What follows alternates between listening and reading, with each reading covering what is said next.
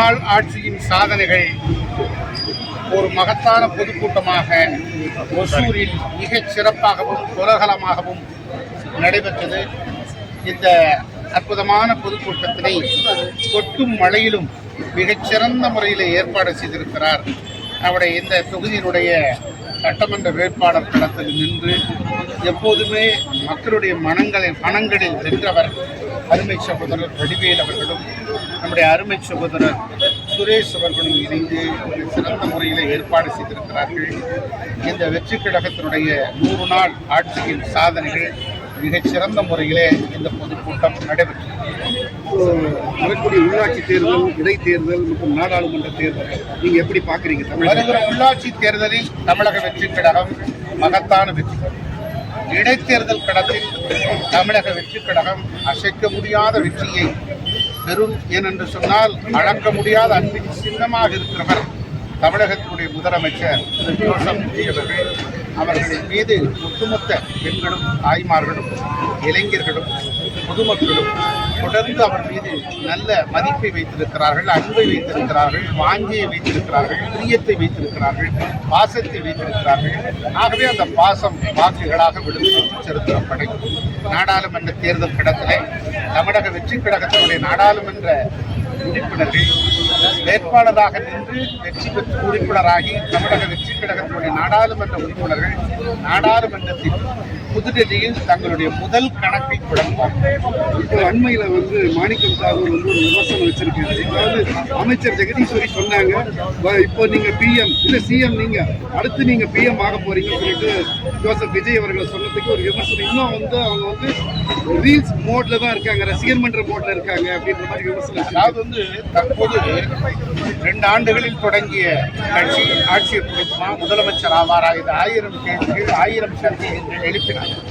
முதலமைச்சராகிறது நாளை இன்னும் பல உயரங்களை தொடுவார். இது காலம் தீர்மானிக்கும்.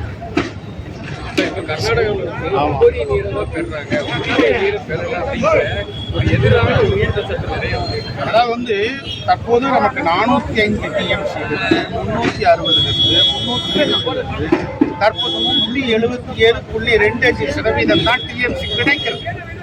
அந்த கிடைக்கக்கூடிய தண்ணீர் நமக்கு முழுமையாக கிடைக்கும். காவிரி ஆற்றினுடைய அந்த குழு கூடி உடனடியாக தண்ணீரை திறந்துவிட வேண்டும் என்று சொன்னது. நாடாளுமன்றம் தீர்ப்பளித்து விட்டது, உச்சநீதிமன்றம் தீர்ப்பளித்து விட்டது, ஒழுங்காட்சி குழு தீர்ப்பளித்து விட்டது. ஆக இதனுடைய அடிப்படையிலே நமக்கு முழுமையான தண்ணீர் கிடைக்கும்.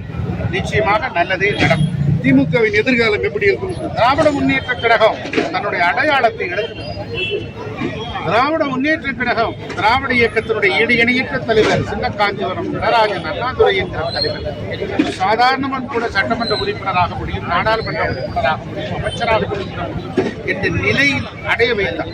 அந்த நிலையை திரு ஸ்டாலின் வந்ததற்கு பிறகு கோவை தெற்கில் 130 கோடி செலவு, கரூரில் 120 கோடி ரூபாய் செலவு, தொகுதிக்கு தொகுதி 100 கோடி 120 கோடி ரூபாய், ஓட்டுக்கு 3000 5000 8000 ஊக்குத்தி ரோடு என்பதை தந்ததில் இருந்தே திமுக தன்னுடைய அடையாளத்தை இழந்து விட்டது. ஆகவே இனிமேல் அதற்கு எதிர்காலம் என்பது கேள்விக்குரிய. அதிமுக அண்ணா திராவிட முன்னேற்ற கழகம் போட்டியிலே இல்லையே. 106 இடங்களில் 3வது இடத்தை பெற்றிருக்கிறது அண்ணா திராவிட முன்னேற்ற கழகம்.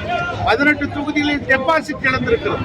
புரட்சி தலைவர் நின்று வென்ற தொகுதியே இந்த இயக்கத்தை தோற்றுவித்த ஈடு இணையற்ற தலைவர், மனிதநேயமிக்க தலைவர் புரட்சி தலைவர் எம்ஜிஆர் தொகுதியே அதிமுக டெபாசிட் இழந்திருக்கிறது. இந்த நிலை ஆகுவதற்கு யார் காரணம்? அந்த தலைமை தாங்குகிறவர் தான் காரணம். அது அடையாளத்தை இழந்து விட்டது, அங்கீகாரத்தை இழந்து விட்டது, முகத்தை இழந்து விட்டது, முகவரியை இழந்து விட்டது. வருத்தத்துக்குரிய ஒன்று. சட்டமன்ற நிகழ்வுகள் நேரலை வரவேற்று பேசுகிறாங்க. ஆனால் சட்டமன்றத்திலேயே பர்சனலாக பேசிக்கலாம். அந்த லைவ் இல்லை, இது திராவிட முன்னேற்ற கழகம் பயப்படுது, அஞ்சுகிறது. திராவிட முன்னேற்ற கழகத்தினுடைய சட்டமன்ற உறுப்பினர்கள் எதற்கெடுத்தாலும் எழுந்து கொள்கிறார். பேசுவதற்கு எதிர்க்கட்சி தலைவர் இருக்கிறார். சட்டமன்ற உறுப்பினர்களை கட்டுப்படுத்துவதற்கு அந்த கட்சியின் சார்பில் கொறடா திரு ஏவா வேலு இருக்கிறார். இவர்களுக்கு கட்டுப்படாமல் எந்திரித்து மிரட்டும் துணியிலே பேசி ஒரே கூச்சல் குழப்பத்தை செய்தால் தமிழக வெற்றி கழகத்தினுடைய அரசாங்கத்தின் அமைச்சர் பெருமக்களும் சட்டமன்ற உறுப்பினர்களும் ஏன் முதலமைச்சருமே அஞ்சு விடுவார்கள், பயந்து விடுவார்கள் என்று நினைக்கிறார்கள். ஆனால் அவர்கள் செய்கிற கேலி கூத்தை மக்கள் பார்த்து வெட்கப்படுகிறார்கள்.